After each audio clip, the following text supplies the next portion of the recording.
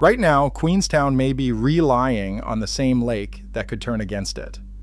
If the Alpine Fault ruptures, the roads out of town may not be there when people need them most. The Kawarau Gorge can be blocked. The Crown Range can be blocked. The road to Glenorchy can be blocked. In a major rupture scenario, the lake stops being scenery and becomes one of the last ways out. And that is exactly where the second danger begins. Lake Wakatipu is not just a transport corridor beside the town. It is a long, deep, enclosed glacial basin with steep mountain walls dropping almost directly into the water. Queenstown sits right at the bend of that basin, with the shoreline in front of it and unstable slopes above it. So the question is not only whether the roads fail. The question is what happens if strong shaking sends material off those slopes and into the same lake people may need to use for evacuation. Because the backup escape route and the secondary hazard may be the same body of water in the same earthquake at the same time. Lake Wakatipu is nearly 80 kilometers long and around 380 meters deep. In places, the mountains fall into it so abruptly that the shoreline feels less like the edge of a lake and more like the floor of a trench. The Remarkables rise more than 2,000 meters above the water. Queenstown is pressed against that basin, the central town touching the shore, the terrain climbing hard behind it with almost no buffer in between. Every 26 minutes, the water level at Queenstown Bay rises and falls in a slow oscillation that locals call the lake's heartbeat. Scientists call it a seismic, the natural sloshing motion of water trapped inside an enclosed basin. Under ordinary conditions, the lake already holds and reflects energy. That matters because a basin that naturally amplifies oscillation under calm conditions does not become simpler during a major earthquake. It becomes more difficult to predict and potentially more dangerous. The Alpine Fault runs along the spine of New Zealand's South Island for about 800 kilometers. It has ruptured again and again over the past several thousand years, and the modern question is no longer whether it matters, but when. A major future rupture is expected to produce a very large earthquake, likely magnitude 8 or above, with strong shaking lasting for minutes across much of the South Island. Queenstown is not sitting on the fault itself, but it is close enough that the shaking would be strong enough to destabilize slopes around the lake. That is where the Queenstown problem becomes much more specific. When people imagine a huge Alpine Fault earthquake, they usually think first about roads, bridges, fuel, power, communications, and emergency supplies. But what gets less attention is the shape of the lake itself. In open water, wave energy spreads outward and weakens. In a narrow enclosed trench, wave energy reflects, rebounds, and can interfere with itself. If a slope collapses into a basin like that, the water does not simply absorb the event and calm down. The basin can trap the energy and send it back across the shoreline. That becomes even more serious in the Frankton Arm, the narrow extension of Wakatipu that runs toward Queenstown. It is confined, bounded by steep ground, and shaped in a way that can concentrate what enters it.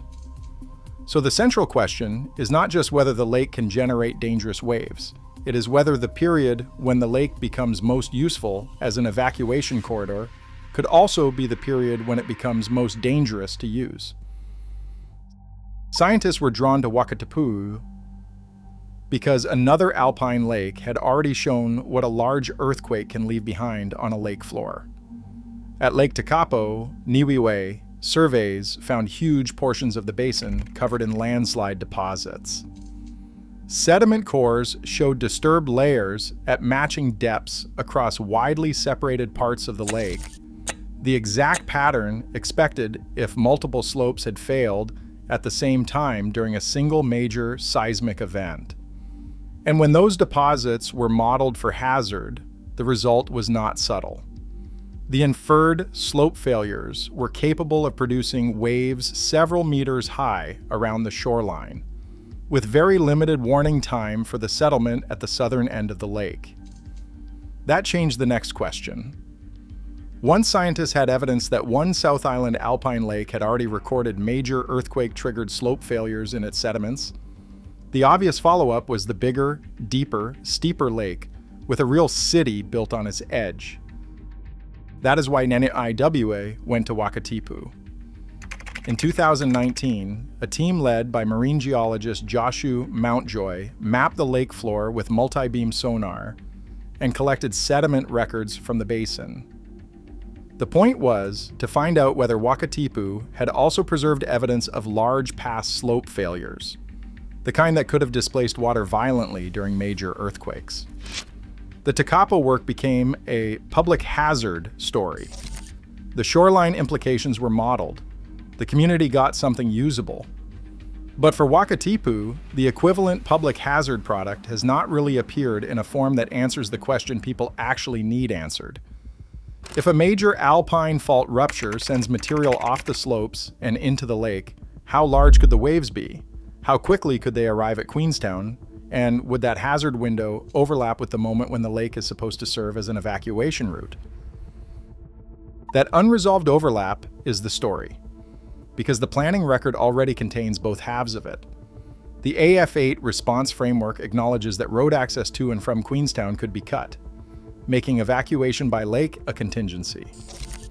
Separate hazard material acknowledges that landslips into Lake Wakatipu could generate localized tsunamis affecting the Queenstown waterfront.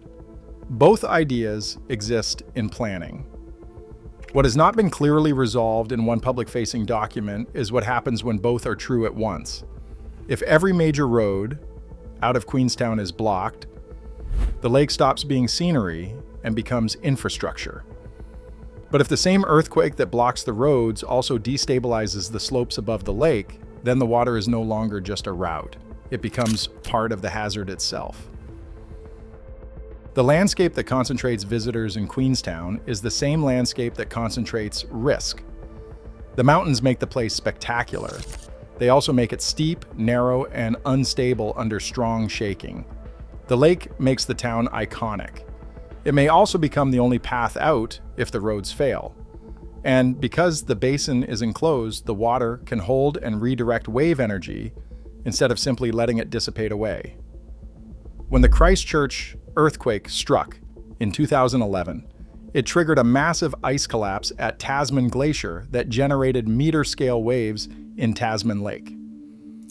Tourists on boats were hit by waves around 3.5 meters high.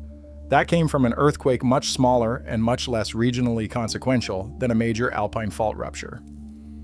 The lesson is that strong regional shaking can absolutely move large masses into alpine water and produce dangerous waves.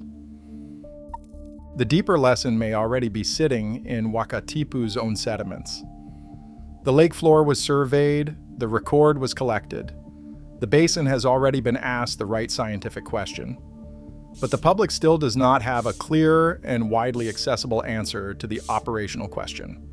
If the next great Alpine Fault rupture cuts Queenstown off from its roads and turns the lake into the last corridor out, what happens if the lake is also moving violently at the same time? That is not a fringe concern for Queenstown at peak season.